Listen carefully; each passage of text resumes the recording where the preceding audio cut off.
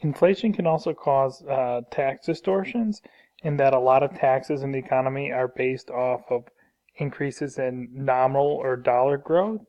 And you can have an increase in a nominal number and a real number doesn't increase at all.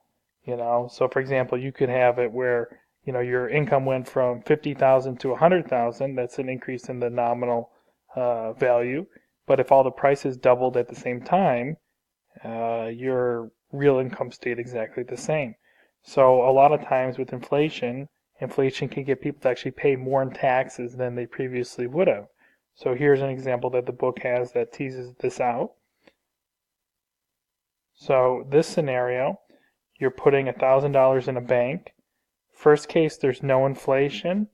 You earn a 10% interest rate. Second case, there's 10% inflation and there's a 20% interest rate, nominal interest rate. Now notice your real return. Your real return in case 1 is 10%. There's no inflation. Your money grows by 10%. Your purchasing power grows by 10%. The second case, your real return is still 10%. Your money's growing at 20%, but prices are going up by 10, which means your real return is 10. So both cases, you're having the exact same real return. Now look at this. The assumption is that you're going to have to pay tax on the interest as income, and we're saying that the tax rate is 25%. So which case are you going to pay more in taxes? Well, case 2, you're going to pay more in taxes. And let's just do this real quick.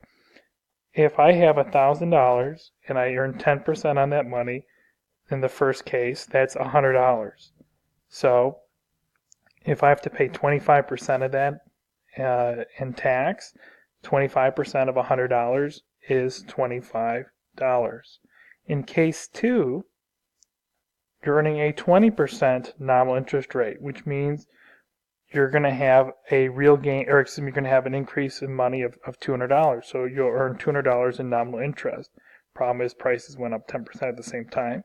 You'll have $200 where you're going to have to pay 25% of $200, which is $50. So in the first case, you're writing a check to the government for $25. The second case, you're writing a check to the government for $50. In both cases, though, your real interest rate, your real return is 10%.